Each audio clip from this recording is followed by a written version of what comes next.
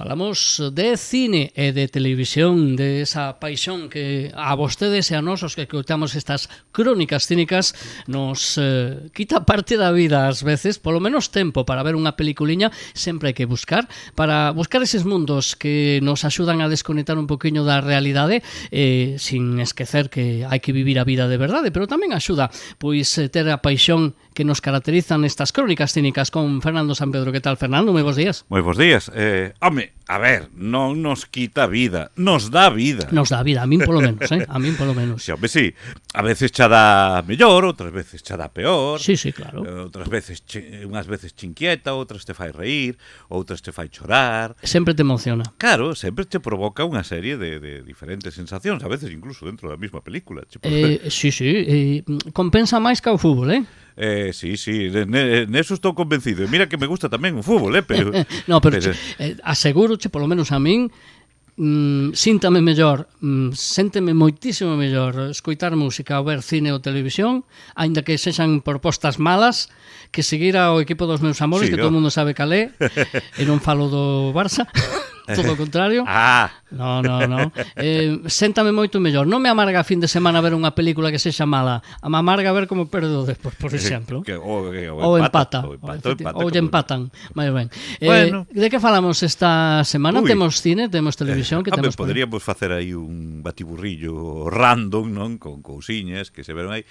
Pero, bueno, máis ou menos estou procurando así nas últimas semanas pois mergullar, xuntar no mesmo programa, pois máis ou menos cousas que teñan a certa similitude temática, non?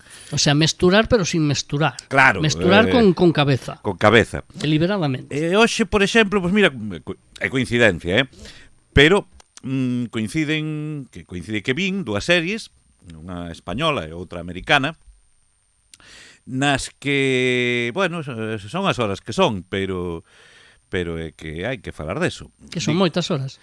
No, digo polas horas, porque son series nas que o sexo infantil está moi presente.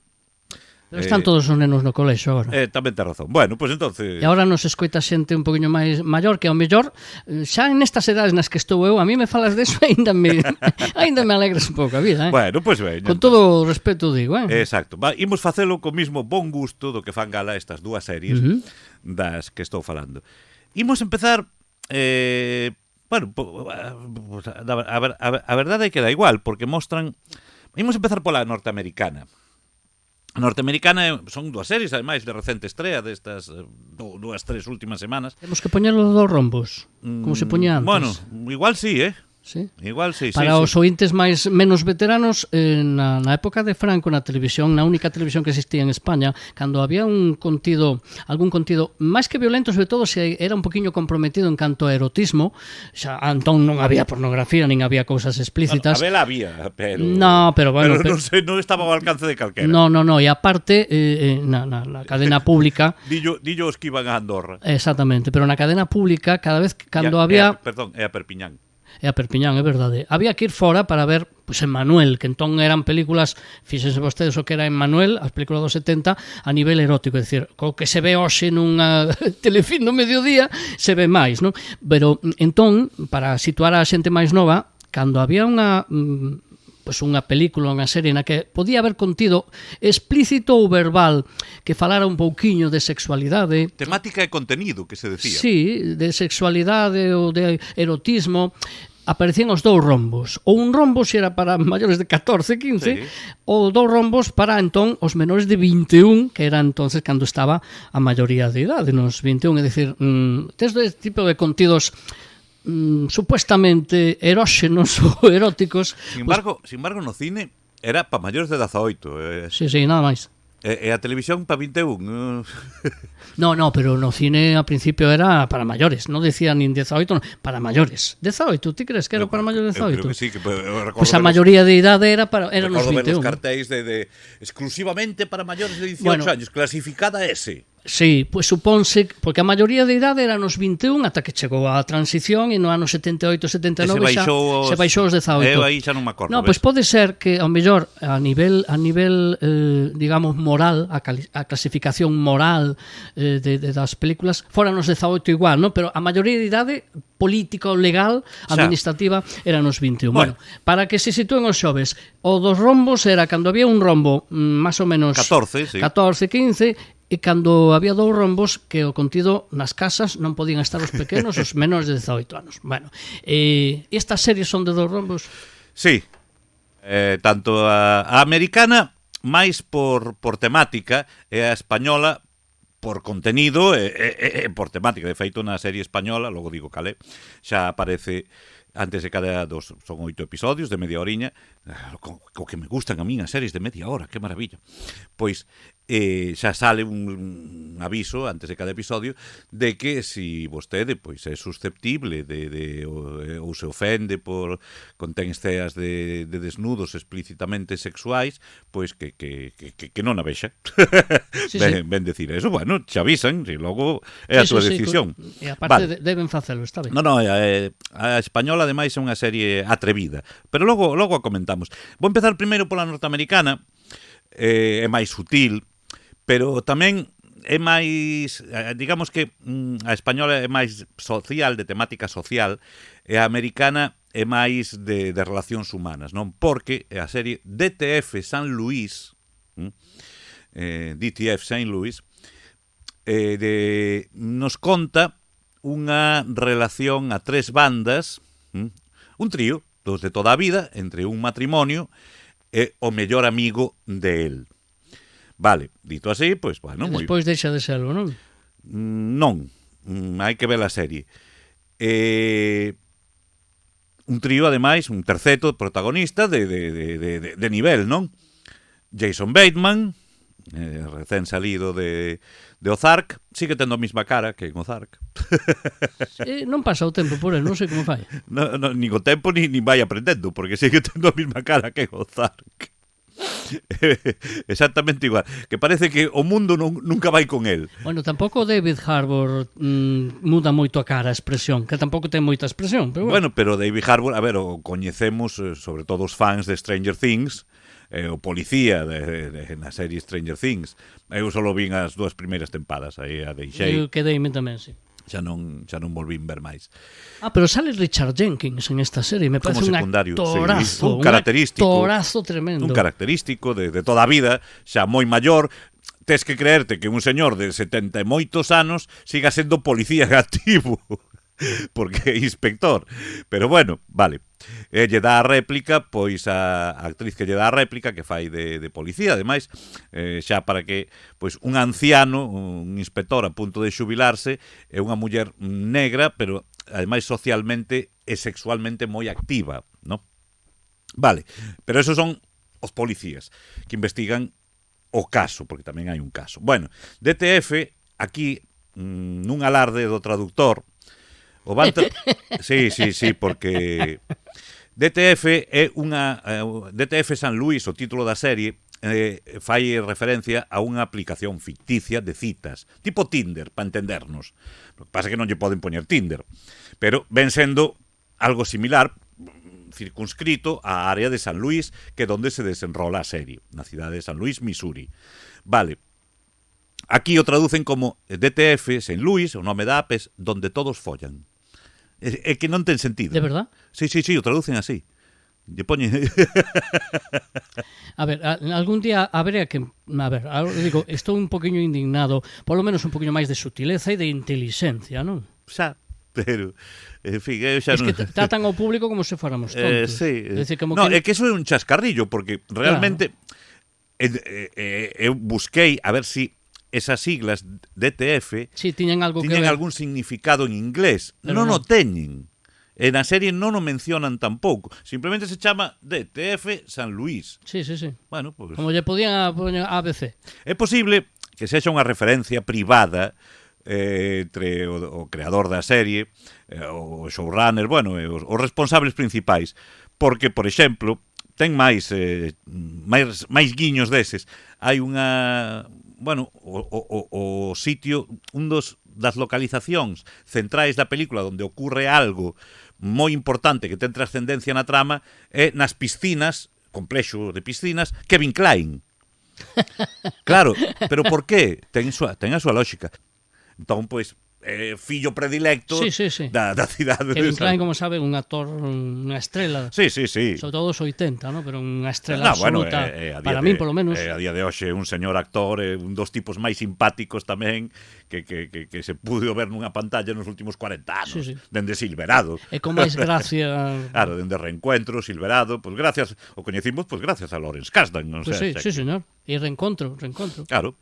Bien, pues esta DTF San Luís, xa digo, nos conta o trío protagonista, os dous homes, David Harbour, que é... E Jason Bateman? David Harbour interpreta a un intérprete, valga a redundancia, de lingua de signos. Sí, intérprete de lingua de signos, que coñece por casualidade o meteorólogo local, o que presenta as noticias nun canal televisivo local, pois como aquí, Radio Culleredo, pero en versión televisiva. Sí. Como se aquí Fran e eu estamos na tele. Bueno, todo se andará. Todo se andará. E o ben que quedaremos e que guapos sairemos. No, eu guapo non creo que saia nunca. Bueno, a ver se logo nos vai pasar como aquí en DTF San Luís, despois... Bueno, pois se coñecen nun tornado, empezan a desenrolar os dous homes pois unha maravillosa amistade. Unha estupenda amistade. Sí. Non me poñes esa cara. Vale. Que se coñecen no medio dun tornado, sí. Dando as noticias. Vale. Harbour está interpretando con signos o que pasa para as persoas sordomudas e Bateman está retransmitindo en directo pois a ventisca, non? Bueno. Entón, ambos están casados. Unha cousa na que o meu modo de ver falla a serie é que a muller de Jason Bateman non lle dan importancia ninguna. Claro, que agora me estabas a facer pensar. Están os dous casados e o trío é entre estes dous amigos e a muller de un e a outra que fan con ela. A muller de Bateman sale na serie moi pouquiño, pero non ten relevancia ninguna, non se lle dá importancia ninguna, cousa que me parece un erro, porque podería dar bastante xugo, non? Claro, porque o seu papel de persoa despechada un pouquiño non se entera, botada al lado. Digamos que non se entera da festa. É o que temos que pensar, claro. Bueno, e a muller de David Harbour é a maravillosa Linda Cardellini. Impresionante xunto a Christina Applegate en Dead to Me, na serie Dead to Me, por exemplo. Bien, pois que conste que eu adoro a Linda Cardellini, pero recoñezo que aquí, nesta serie, o seu personaxe cae mal.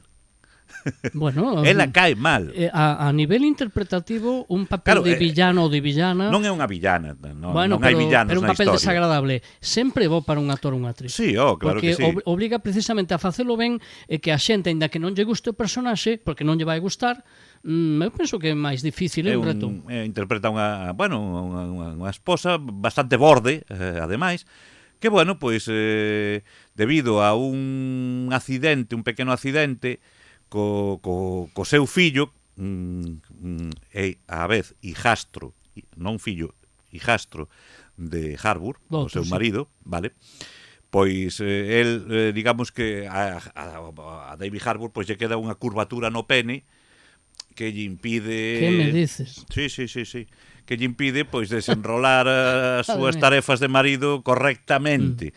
Bueno, como decía outro, a vida marítima, non? Efectivamente.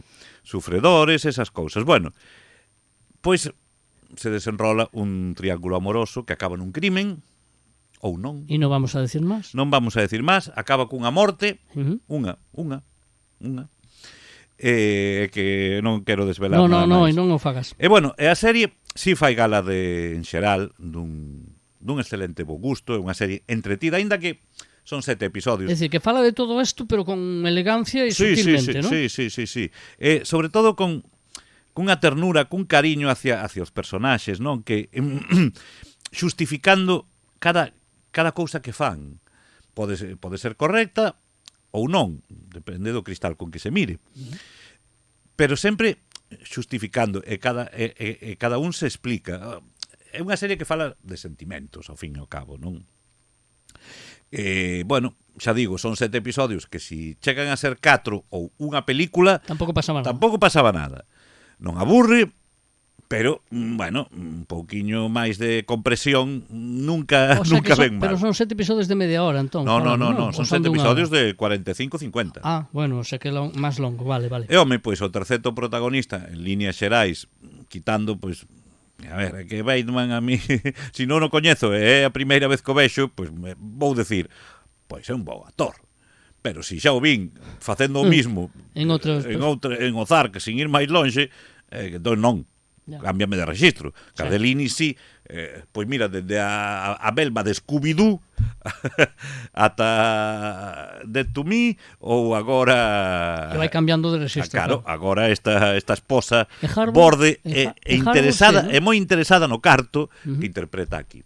E Harbour tamén cambia de registro, porque Harbour sí que é capaz deso. Sí. Harbour, eu teño visto en papeles de malo, pero de malo, destes malos, aquí é todo corrupto contrario. total, aquí é todo contrario. E tamén de bo. Claro, aquí a verdade é que te enamoras del porque é a mellor persoa do mundo. De feito, é un home, o que se di un home bo. Si vostedes ven agora, buscan en Internet Movie Database, que é Internet Movie Database, a Biblia, non? Para todo cinéfilo en canto a detalles, a mellor páxina que hai neste momento, a foto que ilustran precisamente o apartado desta serie aparece con unha cara de bo. Sí, que interpreta un home bo, bonachón, que ata non lle importa compartir a esposa. E aí o vou deixar. Vale, bueno, pues o deixamos porque senón non nos dá tempo. Esta será a recomendación boa das dúas, supoño. No, boa son. A outra tamén é boa. É diferente, pero é boa. É que me parece que cambian moito no plantexamento a hora de como plantexan o tema. Claro, ¿no? Esta, digamos, pues, DTF é unha serie sobre relacións humanas, que, ademais, da igual que sexan norteamericanos, porque é fácil identificarse con ela. Máis fácil tamén, pois, a outra serie, da que imos falar hoxe, acaba de estrearse tamén, española, eleva o explícito título de Cochinas. Habían anunciado, non sabía de que iba. Home, a ver, con ese título, pois... Pues sí, cochinas, Jesús. Cochinas. Bueno, pois estamos ante... Xa non me gusta o título moito. Non me gusta. A ver, podíamos buscalo. Podía ser marranas. De feito, se chaman entre elas marranas na película, ¿sí? na película, perdón, na serie. Bueno, podían ser un poquinho máis, bueno, non sei, máis elegantes, non? No, pero é impactante, o que busca é impactar. Bueno, hombre, chama a atención, non te olvidas del. Non, claro que non. Sí. Bueno, e de que vai si Cochinas, lle pos entonces? Historia dun videoclub de Valladolid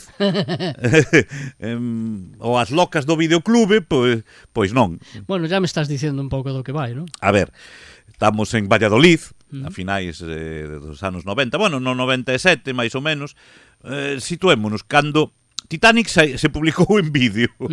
O sea, casi nos albores na chegada do DVD. Aínda non, estaba o VHS en boga.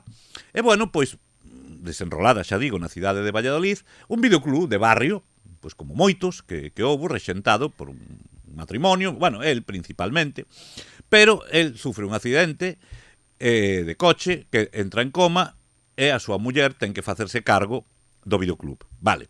A súa muller, pues, que lle importaba nada, era ama de casa, bastante religiosa, bastante...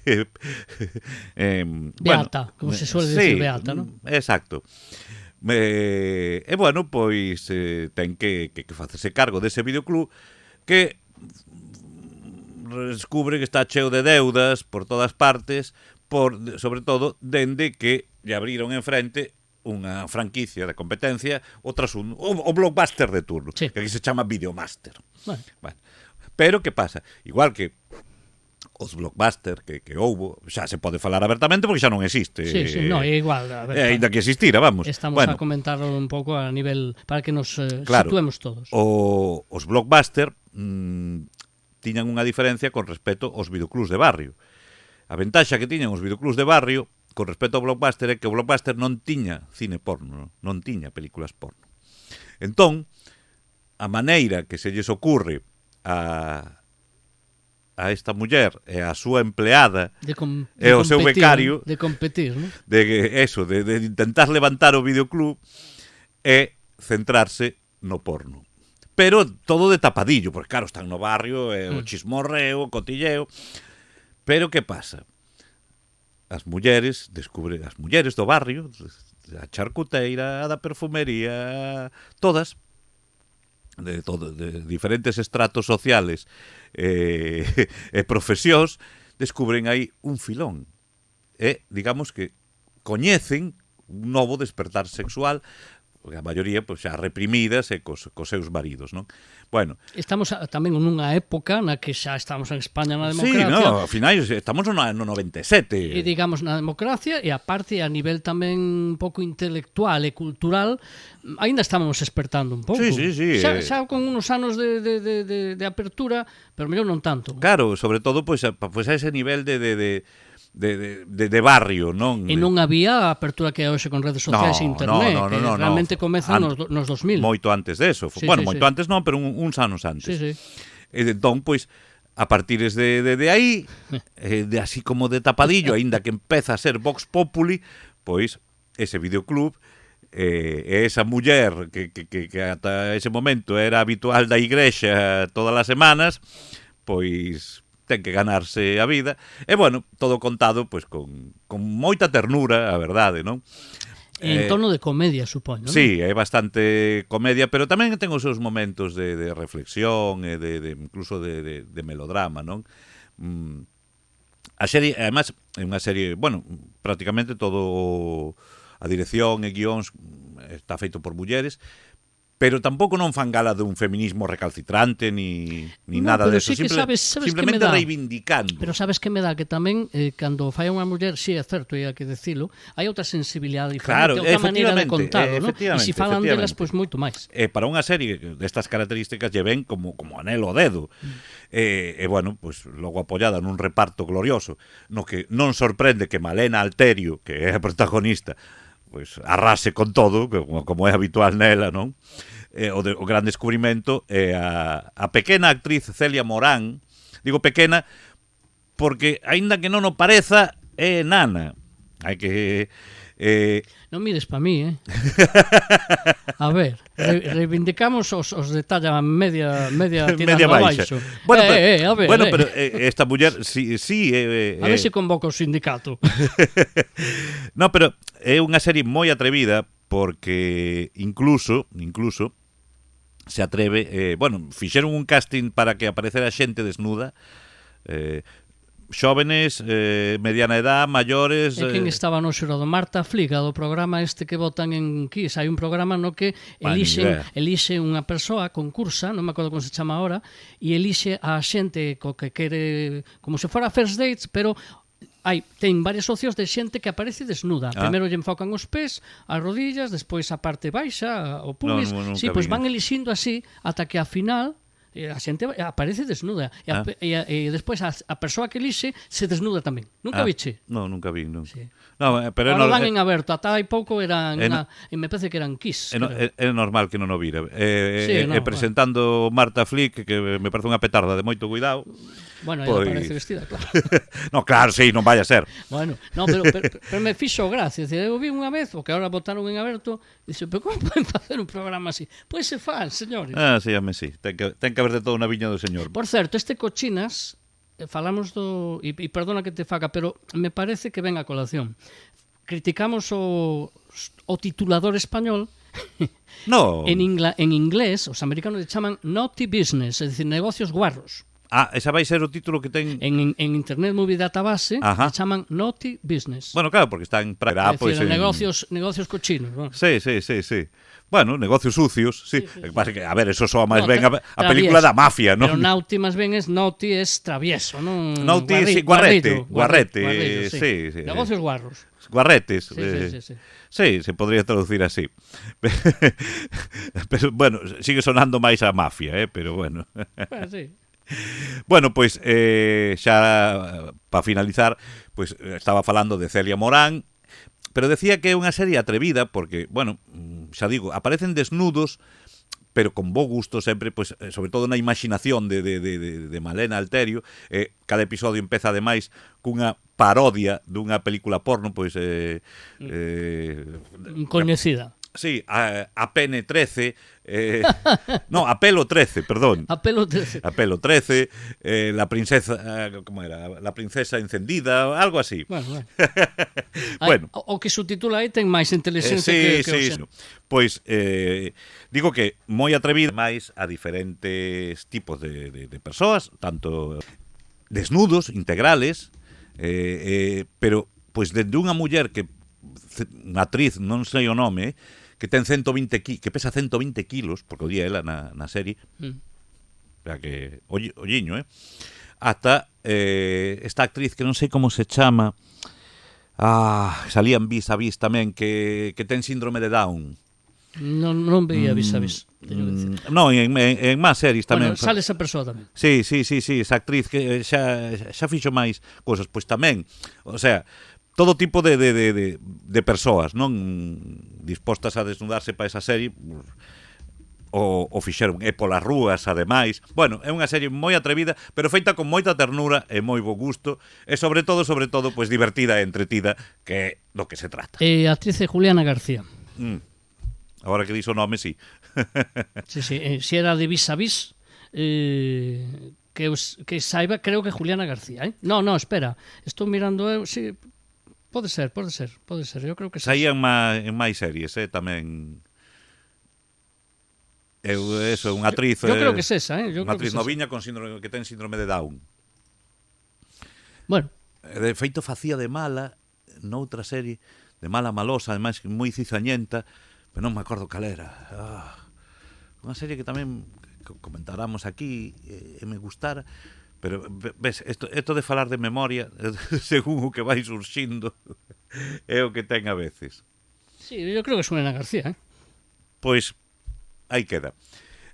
O importante é eso. Podedes botar un ollo a esta cochinas, porque xa digo, unha serie ademais sobre, bueno, pues en contra da represión, con un toque femenino e feminista que non é recalcitrante nin extremo, entrañable, e bueno, pois unha boa serie ao fin e ao cabo, que consigue que riamos e que nos emocionemos un pouquiño, e a verdade, cun reparto coral encabezado por Malena Alterio en absoluto estado de gracia.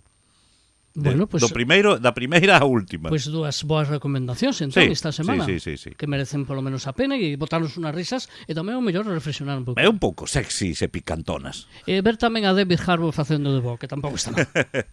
E falamos de máis cine a semana que ven. Si, Dios quere, o goberno permite. E a ver se os que titulan as series espabilan un pouquinho, non? Bueno, eso é unha batalla tras outra perdida.